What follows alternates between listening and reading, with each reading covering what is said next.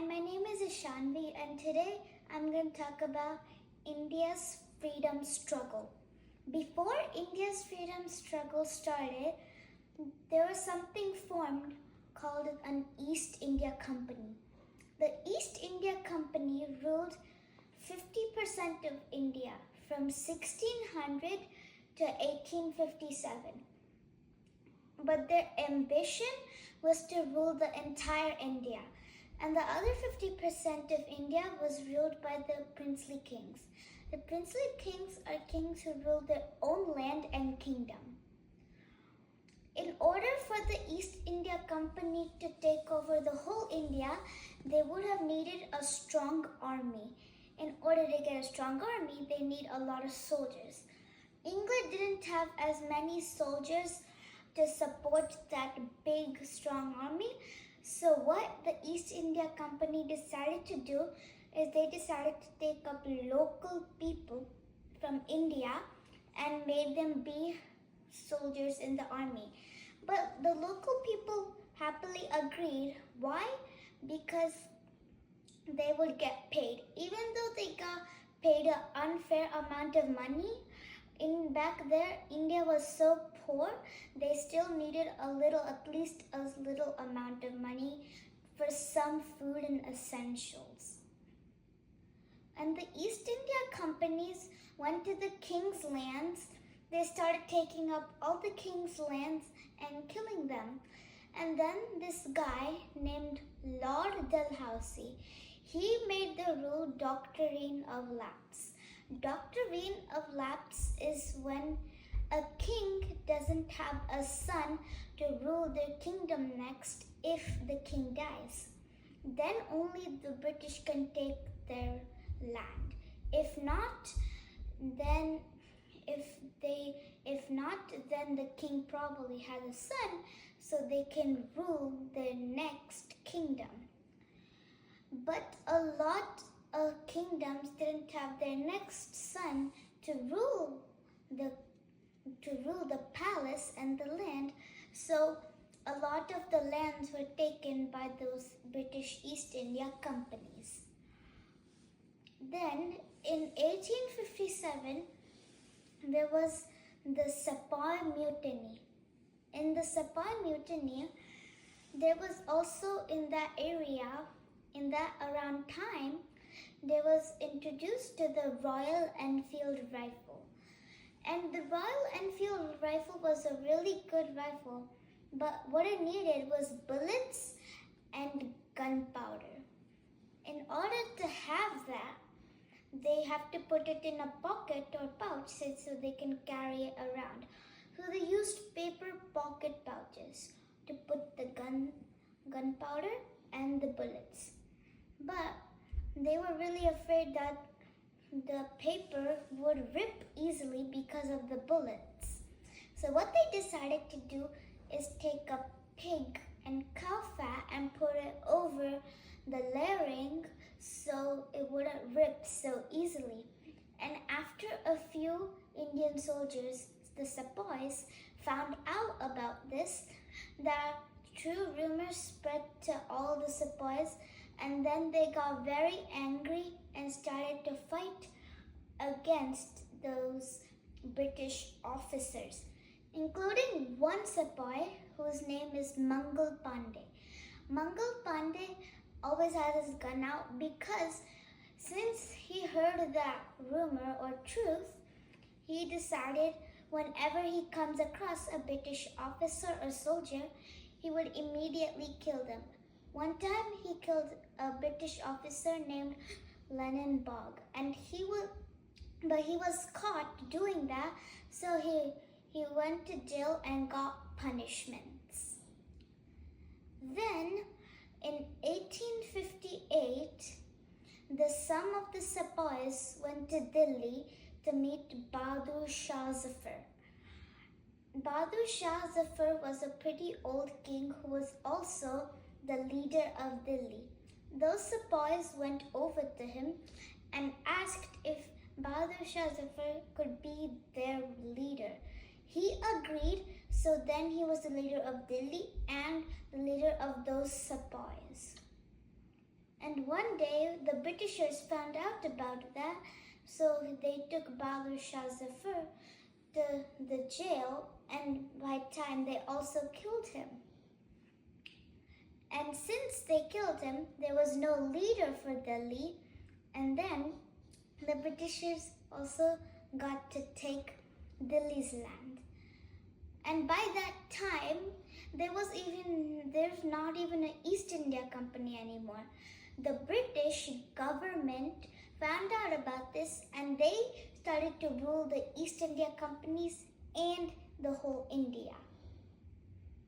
Then after that, there is this important princess whose name is Rani Lakshmi Bai. She went out at night with few of her soldiers, and she tried to defeat the British by herself, but she could not do it because back then the British was way much more stronger. Then after India heard all of this, they decided in 1885 to make an Indian National Congress.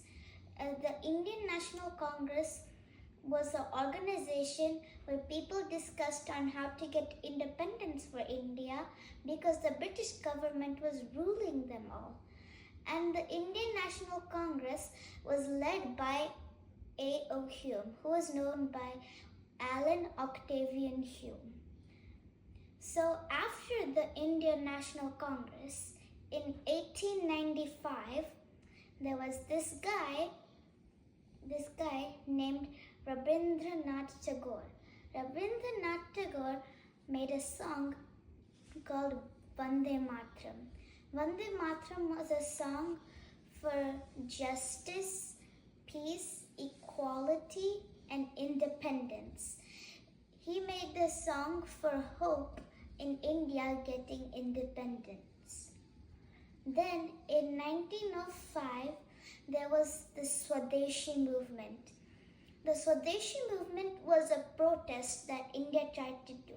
They wanted to boycott cotton goods or any type of goods that would come over to them, especially like their clothes. Instead, they wanted to rely on Indian-made products and would only use them. Then, after the Swadeshi movement, in 1919, Mahatma Gandhi came back from South Africa. He was in South Africa getting freedom for them. And when he came back, he went to his mentor because he had one personal mentor of his. His name was Gopal Krishna Gokhale. Gopal Krishna Gokhale was also one of the extreme leaders. When he came over to his mentor, he said that he wanted to be lawyer of India or at least help India out. And then he's like, before you can even do that, you have to go around the whole India and figure out everybody's problems. So Gandhi listened and get around the whole India, talking to everybody and thinking about their problems and how to solve it. And then by time, Gandhi became more popular. And this is a thing called Satyagraha. He told people to do Satyagraha, which was non-violence. And a lot of people started to listen to him. But some people still did not agree, like extreme leaders. Extreme leaders thought non-violence would not work on the British, and violence was the only solution to do and fix this problem to get independence. And after some Britishers found out that Gandhi was moving around the whole India, finding out and talking to people, they actually didn't like that. So they took Gandhi to court. But a lot of people by that time were already supporting him, and so much support that the British thought that they should just let Gandhi go. So Gandhi went away from court.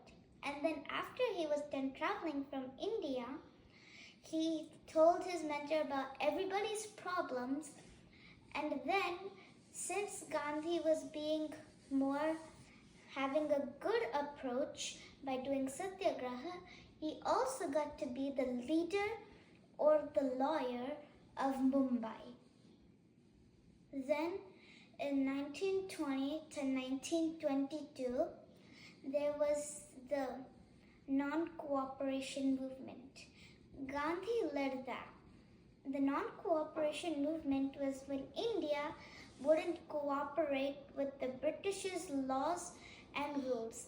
And they did even more protesting by not just boycotting cotton goods, by boycotting everything British would give to them. And Gandhi, he had this wheel that he would make his own clothes. A lot of people started relying on that type of material to make and boycotted cotton goods, food, essentials, and everything that British would go ahead and give them. Then there was the civil disobedience movement. The civil disobedience movement was also led by Gandhi. What he did in the civil disobedience movement is they did a lot of withdrawals and they forced British to give independence, but they didn't. Since they were begging so much, from now British also decided that when they give out their stuff, they should keep it more money and high taxed. The most highest taxed thing that the British kept was salt, because they saw that a lot of Indian peoples all around that India was using salt. So what did Gandhi decide to do? He had a long trail of people where they walked at least 394 kilometers to the ocean and got a big pile of salt and said he would use pure salt instead of paying such high taxes for the salt that British tried to give them. Then, in 1947, there was the Quit India movement.